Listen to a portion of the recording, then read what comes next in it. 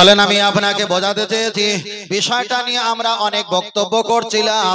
এখানে আর অন্য কোন অভিজ্ঞতা এর ভিতরে প্রবেশ করা মানে আল্লাহর কাছে আমরা দায়ী হয়ে যাব। কেন এটাই তো আল্লাহর রহমতের জায়গা, আল্লাহর করুণার জায়গা, এটাই তো নিয়ামতের জায়গা। আমি আপনার কাছে আর একটা কথা বোঝাতে চেয়েছি, আমাদের গুনার ভাগ বেশি, আমাদের নেকির ভাগ কম। তবে আমরা এমন কিছু কাজ করব যাতে করে আল্লাহ নেকির ভাগটা বাড়িয়ে দেয়, গুনার ভাগটা আল্লাহ যেন কমিয়ে দেয়। বলুন সুবহানাল্লাহ। ও বাবাজিরা, খুব ভালো করে খেয়াল করে দেখবেন। আমার কবরবাসী সম্পর্কে আপনার কাছে বলছিলাম, আমরা একদিন কবরবাসী হয়ে যাব, কবরবাসী হয়ে যাব আলহামদুলিল্লাহ। তবে কবরে যাওয়ার আগে আল্লাহ যেন আমাদের ঈমানের সঙ্গে মৃত্যু দান করে। কবরে যাওয়ার আগে আল্লাহ যেন আমার নবী পাকে দিদার নসিব করে দেয়। সকলে বলেন আল্লাহুম্মা আমিন। ও আমার দাদু ভাই, আপনাকে বলছিলাম মসজিদে গেলে আল্লাহ পাওয়া সম্ভব নয়। দেখা যায় কামরা ঘরে নামাজ পড়লে আল্লাহ আর নবী পাওয়া সম্ভব নয়। এটাই আমি বলছিলাম, ভুল আমার কথা বুঝবেন না। পরে আমি আপনাকে বোঝাতে চেয়েছি, আপনি ইবাদত করবেন। পৃথিবীতে যত ওলি আউলিয়া হয়েছে, আল্লাহ আর নবী হাসিল করেছে, তারা দলে দলে ইবাদত করে আল্লাহ আর নবীকে রাজি খুশি করাতে পারেনি। তবে অবশ্যই দলে দলে নামাজ পড়তে হবে। তবুও আপনাকে সময় করে নিয়ে গোপনে গোপনে আল্লাহর সঙ্গে মেসেজ আর ইমেল মেসেজ করে আল্লাহর সঙ্গে কথা বলতে হবে। কেন আল্লাহ কোরআন জানিয়ে দিয়েছে, আগে নিজে বাঁচো তারপরে অপরকে বাঁচাও। তাহলে দুনিয়ার সমাজ সেবা করলাম, দুনিয়ার খেদমত করলাম, মানুষকে বাঁচালাম, রাতের অন্ধকারে আল্লাহর কাছে কেঁদে কেঁদে আপনাকেও বাঁচার প্রচেষ্টা চালাতে হবেই হবে। জোরে বলেন সুবহানাল্লাহ। এখানে যারা আমরা বসে আছি, একটা বারকে হিসাব করে বলবেন, আমরা নিজেরা নিজেরা আল্লাহর কাছে বাঁচার জন্য কোনো চিন্তা ভাবনা করেছি? শুধু পরকে বাঁচাচ্ছি আমরা, আর নিজের তোলা ফাঁকা হয়ে যাচ্ছে। চলেন আমি আপনাকে বোঝাতে চাই, আপনার বাড়ি, আপনার ভিটে বাড়ি কতটা আমি জানি না। আমাদের ঘর হয় দেখা যায় একতলা কিংবা দুইতলা, আমাদের ঘরের কামরা হয় চারটে কিংবা পাঁচটা কিংবা ছয়টা কিংবা তিনটে। আমাদের ঘর আছে আলহামদুলিল্লাহ ভালো। আপনি কি জানেন দাদু ভাই, আমার কথাটা একটু অন্য অ্যাঙ্গেলে আপনি বুঝতে পারলে সহজ হয়ে যাবে। আপনার বাড়িতে একটা পায়খানা বাথরুম ঘর করেছে 3 লক্ষ টাকা খরচা করে, অবশ্যই ওটা ভালো ভালো। আপনার বাড়িতে একটা কিচেন রুম রান্নাশাল বানিয়েছেন টাইলস আর পাথর মার্বেল দিয়ে, অবশ্যই ওটা ভালো। আপনার বাড়িতে সাইকেল আর বাইক রাখার জন্য একটা ঘর বানিয়েছেন, অবশ্যই ওটা ভালো। আপনার বাড়িতে একটা কামরা আছে, আপনার বড় ছেলে বড় বৌমা থাকে, আপনার বাড়িতে একটা কামরা রুম আছে, আপনার নাতি লেখাপড়া করে, অবশ্যই ভালো। ও দাদু ভাই, তাহলে আপনার ভিটে বাড়ি ছেলে বৌমা জায়গা পেয়েছে, রান্না করার শাল একটা জায়গা হলো, কিচেন রুম কিংবা বাথরুম খানা একটা জায়গা হয়েছে, বাইক সাইকেল রাখার একটা জায়গা হয়েছে। দাদু ভাই, মসজিদে গিয়ে তুমি হাও হাও করে কাঁদলে, তোমার কান্না নিয়ে মানুষ টরোল করবে, অট্ট হাসি হাসবে। রাস্তায় যদি তুমি কাঁদো, ছেলেরা বলবে দাদু তোমার কান্নার কারণটা কি, তোমাকে কৈফিয়ত দিতে হবে। তাই আমি আপনাকে বলবো, ইমাম মুয়াজ্জিন হুজুর ফজরের আযান দেওয়ার আগে 1 ঘন্টা আগে আপনি উঠে পড়ো। আপনি উঠে আদাব দেখা যায় 15 মিনিটে আপনার প্রসাব পায়খানা জামা কাপড় পাল্টে আপনি উজু করে নাও। আর ফজরের ওয়াক্ত আসার 45 মিনিট বাকি থাকবে, আপনি আধা ঘন্টা 4 রাকাত 8 রাকাত 12 রাকাত তাহাজ্জুদের নামাজটা আপনি পড়ে নাও। আর আপনি আল্লাহর দরবারে সেজদা দিয়ে আল্লাহর কাছে কান্নাকাটি করো। আমরা বারবার বক্তব্য দেই আর বলি, সেজদা গিয়ে কাঁদো, কিন্তু ব্যাখ্যাটা একবারও আমরা জীবনে শোনাই না। তাহাজ্জুদ নামাজ পড়বেন কিংবা নফল আপনি ফরজ নামাজ পড়বেন, সেজদা গিয়ে সুবহান রাব্বিয়াল আলা 3 বার বলে আপনি বাংলাতে পারেন, আরবিতে পারেন, বাংলাতে পারেন, আল্লাহর কাছে নিজের কষ্টের কথা সব কথা খুলে বলো, আল্লাহ আমাকে জাহান্নাম থেকে বাঁচাও, আল্লাহ অসুস্থ নিয়ামত থেকে সুস্থ নিয়ামত দাও, আল্লাহ আমার বিপদ থেকে হেফাজত করে দাও। সব কথা সেজদা গিয়ে আপনি বলবে।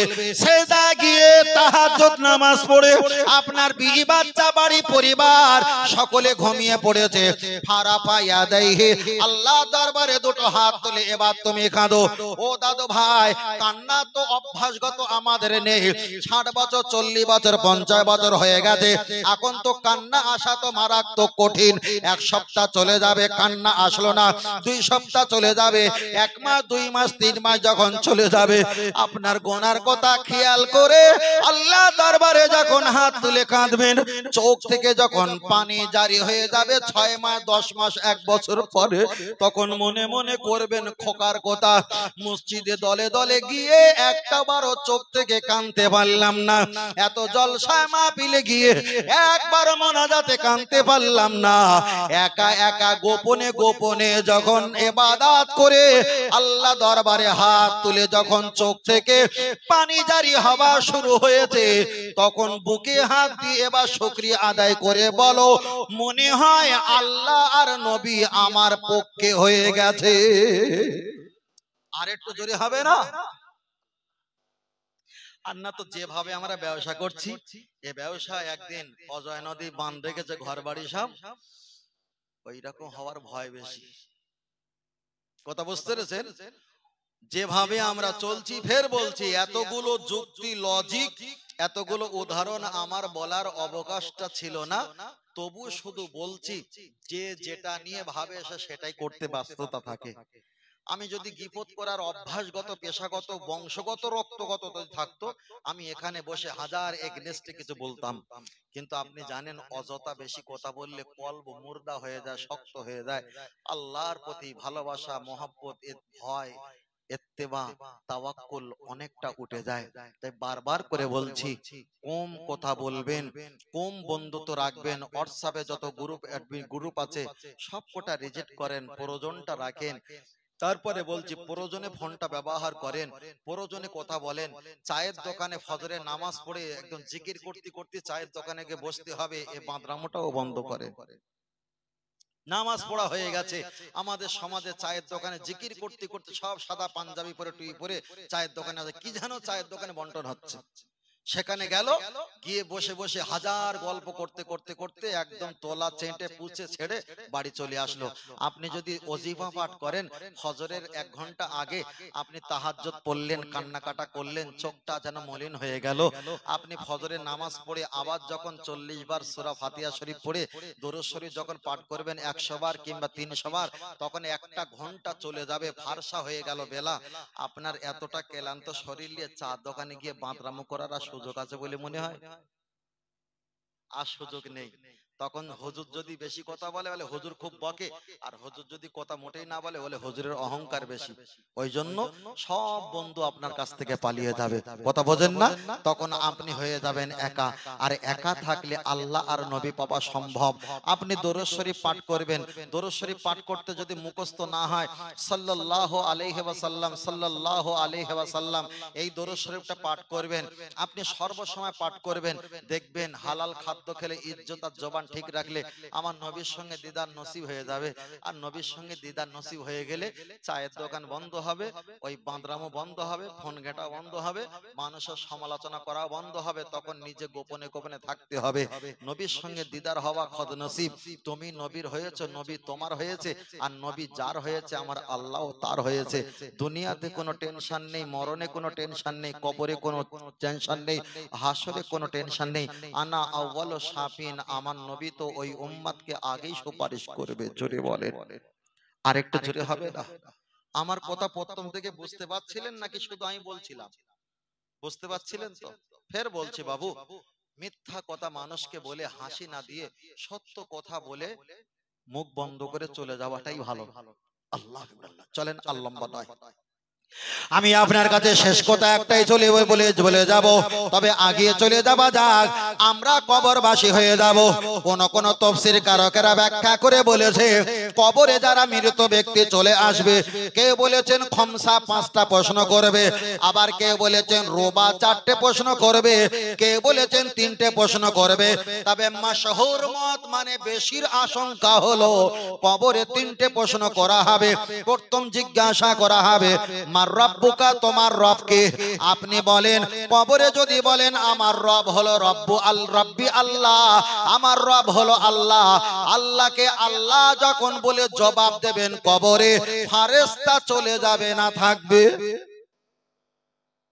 ফেরেশতা চলে যাবে না ভাই ফেরেশতা যদি চলে যায় তাহলে তিনটে প্রশ্ন বগলে করে কেন নিয়ে আসবে তাহলে তিনটে প্রশ্ন যখন নিয়ে এসেছে একটা প্রশ্নের জবাব দিয়েছেন তাহলে আল্লাহকে মানলে যদি জান্নাত পাওয়া যায় ওখান থেকে ফেরেশতা তো চলে আসা দরকার ছিল না না আসবে না পৃথিবীর জমিনে হিন্দু খ্রিস্টান জৈন পারাসি শিবিরি সাই গুজরাটি মারাঠি কুচবিহারি বিহারি বাঙালি 3.5 থেকে 4.5 লক্ষ পেলা ধর্মের মানুষ নাস্তিক বাদ দিয়ে তারাও তো আল্লাহকে আল্লাহ বলে মানে আবু জাহেল আল্লাহকে আল্লাহ বলে মানে উতবা উতাইবা আল্লাহকে আল্লাহ বলে মানে ফেরাউন তিনি তো আল্লাহকে আল্লাহ বলে মানে ইবলিস আজাজিল তিনিও তো আল্লাহকে আল্লাহ বলে মানে তাহলে আল্লাহকে মানলে জবাব দিলে যদি জান্নাত পাওয়া যায় আমার মন বলে পৃথিবীতে তো আর এক পিস কাফের জাহান্নামে যাবে না তারাও তো আল্লাহকে আল্লাহ বলে মানে তারপরে জিজ্ঞাসা করা হবে আমার দিনকা তোমার দিন কি আপনি যদি জবাব দিয়ে বলেন ইন্নাদ দীনা ইনদাল্লাহিল ইসলাম আল্লাহর মনোনীত ধর্ম হলো ইসলাম ধর্ম আপনি বলেন এই জবাবটা যদি সঠিক দিয়ে দাও আল্লাহ জান্নাত দেবে না দেবে না এখানেও আল্লাহ জান্নাত দেবে না কারণ আমি আপনাকে বোঝাতে চেয়েছি প্রথম পরীক্ষা হয় টেস্ট পরীক্ষা ওখানে ফেল করলে যে ক্লাস পাস করলে অবশ্যই ক্লাস একই ক্লাস টেস্ট পরীক্ষায় ক্লাস আদল বদল পরিবর্তন হয় না তারপরে হলো কি যেখানে আমার নবী সেখানে আমার আল্লাহ রহমত থাকে এটা আমাদের বিশ্বাস কিন্তু আল্লাহর প্রশ্ন করার জায়গার পরে দিনের নামের প্রশ্ন এসেছে ওখানে তো আল্লাহর নবীর নামটা আসা দরকার ছিল না না পরীক্ষা যখন হয় ফাইনাল পরীক্ষা হয় শত শেষে আর টেস্ট পরীক্ষা হয় সর্বপ্রথমে তাই আমার নবীর নাম লাস্টে রাখা হয়েছে জিজ্ঞাসা করা হবে আমার নবী ওকা তোমার নবীকে আপনি যদি বলতে পারেন হাদা মুহাম্মদুর রাসূলুল্লাহ ওই যে দেখতে পাচ্ছি আমার নবী ওটা আমার নবী তাহলে আল্লাহকে আল্লাহ বলেছেন আপনি জান্নাত তখন পেলেন না দিনকে দিন বলে স্বীকার করেছেন জান্নাত তখন পেলেন না নবীকে নবী বলে যখন চিনতে পেরেছেন তখন আল্লাহ আর দিন মানাটা রাইট হয়ে গেছে আরেকটু জোরে হবে না চলেন আমি আপনার কাছে আর বেশি লম্বা না সংক্ষেপ করব চলেন আগিয়ে যাই আজকের বারে হলো কি বার 12টা বেজে গেছে সোমবার সোমবার বারে হলো সোমবার আমি আপনার কাছে ছোট্ট করে বলছি তারপরে অপশনটাই বলে শেষ করব আল্লাহ পৃথিবীর জমিনে একদিন কিয়ামত দেবে কে বলেছে শুক্রবারে কে বলেছেন 10 তারিখে কে বলেছে মুহররম মাসে কেউ বলেছে 12 তারিখে আমি শুক্রবারের দায়িত্ব নিতে পারছি না মুহররম মাসের অত বড় দায়িত্ব আমি বলতে পারবো না 10 তারিখ ওটা আমি নিতে পারবো না দেখা যায় আশুরা থাকবে ওটা আমি নিতে পারবো না আমি আপনার কাছে বোঝাতে চেয়েছি প্রথমে নবী যেখানে আমার আল্লাহ রহমত সেখানে কিয়ামতের দিন জান্নাত পাওয়ার জন্য নেকির কারণে নয় মহব্বতের কারণে তাহলে কবরেও নবী হাসরেও নবী দুনিয়াতে নবী নামাজ পড়তে গেলে কোরআন 2% হাদিস ছিল মাশাআল্লাহ 8% কোরআন পড়তে গেলে আগে আল্লাহকে ডাকার আগে নবীর নামটা হাদিসটা আগে পালন করতে হয় কিয়ামত কবে হবে আমরা হাদিস শরীফে পড়েছি जब अपने माँ बाप के नाफरमानी करने लगे बे आलिम कम आलिम भी जब पेशवा बन जाएंगे घरे गाने बजने रंगे की ज्यादती ओझ हो जाए बड़ी बड़ी इमारत घर बनाने लगे अपने माँ बाप के नाफरमानी करने लगे उस दिन जब तुम्हारा सामने पेश हुआ लेकिन वो खुद कियामत का निशान রাসূলুল্লাহ বলেছেন শত শত হাজার হাজার কিয়ামতের আলামতের বর্ণনা বলেছে তবে কিয়ামত কবে হবে আল্লাহু আলাম এ ব্যাপারে আমার আল্লাহ ভালো জানে তবে আল্লাহর নবী সাহাবারা নবীকে জিজ্ঞাসা করলেন, হুজুর কিয়ামত কবে হবে? আল্লাহ নবী বললেন, আমি বারের নাম বলছি না, তারিখের নাম বলছি না, তবে শুক্রবারের নাম বলছি না, মুহররমে 10 তারিখের কথা বলছি না, তবে ওই তারিখে আল্লাহ অনেক কিছু ঘটিয়েছে, আল্লাহ দিলে দিতে পারে, তবে আল্লাহু আলাম কিয়ামত কবে হবে আমার আল্লাহ ভালো জানে। সাহাবারা জিজ্ঞাসা করলেন, হুজুর আল্লাহ কি সকালে কিয়ামত দেবে? নবী বললেন, সকালে আল্লাহ কিয়ামত দেবে না, তোমার নবী যেখানে আল্লাহ রহমত সেখানে, সেখানে কি করে কিয়ামত হয়? সাহাবারা বললেন, হুজুর আমরা বিষয়টা বুঝতে পারলাম না। তখন নবী বললেন, বাবা সাহাবীরা, ফজরে 2 রাকাত ফরজ নামাজ পড়ার আগে তোমার নবীর নামে রাসূলুল্লাহ তাআলা 2 রাকাত সুন্নাত পড়তে হয়। তাহলে যে সকালে ভোরের বেলা আল্লাহর ইবাদত করার আগে নবীর দিকে আগে 2 রাকাত সুন্নাত পড়তে হয়, তাহলে তোমার নবী যেখানে ওখানে আল্লাহ গজব দিলে আমাকে অপমান করা হবে, আমার আল্লাহ ওখানে কিয়ামত দেবে না। হুজুর আল্লাহ কি জোহরে কিয়ামত দেবে? আমার নবী বললেন, না, আমার আল্লাহ জোহরে কিয়ামত দেবে না। জোহরে 4 রাকাত ফরজ নামাজ আল্লাহর নামে পড়ার আগে তোমার নবীর নামে 4 রাকাত সুন্নাত পড়তে হয়, আল্লাহ ওখানে কিয়ামত দেবে না। ও আল্লাহর নবী, আল্লাহ কি আসরে কিয়ামত দেবে? দয়ার নবী বললেন, আল্লাহ আসরে কিয়ামত দেবে না। আসরে 4 রাকাত ফরজ নামাজ পড়ার আগে 4 রাকাত সুন্নাতে গায়ের মুআক্কেদা, তবুও সুন্নাত, ওই সুন্নাত মানে আমি নবী আছি, আল্লাহ ওখানে কিয়ামত দেবে না, দেবে না। আল্লাহ নবীকে পরে বললেন, হুজুর আল্লাহ কি রাতের বেলা কিয়ামত দেবে? নবী বললেন, না, কখনো না। রাতের বেলা এশার নামাজ 4 রাকাত পড়ার আগে তোমার নবীর নামে 4 রাকাত সুন্নাতে গায়ের মুআক্কেদা আছে, আল্লাহ রাতের বেলা কিয়ামত দিয়ে আমার সম্মানকে হানি করবে না। হুজুর তাহলে আল্লাহ কখন কিয়ামত দেবে? নবী বললেন, সকালে কিয়ামত হবে না, আল্লাহ দেখা যায় রাতে কিয়ামত দেবে না, আল্লাহ বিকালে কিয়ামত দেবে না, আল্লাহ দুপুরে কিয়ামত দেবে না। হুজুর কিয়ামত কখন হবে? আল্লাহ নবী জবাব দিয়ে বললেন, আসরের পরে মাগরিবের আগে। ইমাম সাহেব হুজুররা বলে নামাজ পড়ো, বক্তা আলেমরা বলে নামাজ পড়ো, আর তারা মসজিদে লিখে দিয়েছে আসরের পরে মাগরিবের আগে জবালক্ত নামাজ পড়া নিষেধ, পড়া চলবে না। তাফসীর কারকেরা ব্যাখ্যা করে বলেছে, যে ওয়াক্তে নবীর সুন্নাত আছে ওই ওয়াক্তে আল্লাহ কিয়ামত দেবে না। আসরের নামাজের পর আর মাগরিবের নামাজের আগে এই জবালক্তে নামাজ পড়া মাকরুহ বলা হয়েছে, নিষেধ করা হয়েছে। ওখানে নবীর সুন্নাত নাই মানে আল্লাহ দয়া রহমত নাই, ওখানে হবে কিয়ামত। আর যেখানে আছে নবী সেখানে থাকবে আল্লাহ রহমত। আর একটু জোরে হবে না? আর আমি বেশি আপনাদের কাছে আর লম্বা করব না।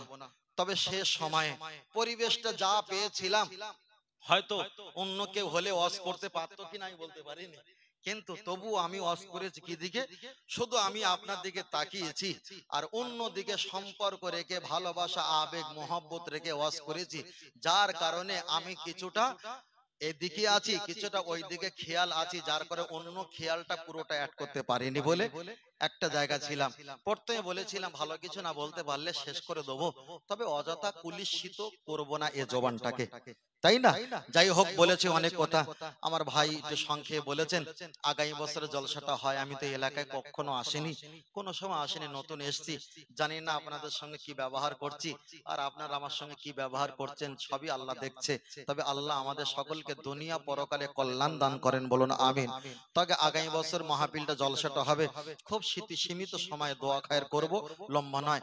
একটু যদি আপনারা একটু লম্বা করতেন, একজন যদি 1000 টাকা দিতেন, একটু খাস করে দোয়া করতাম।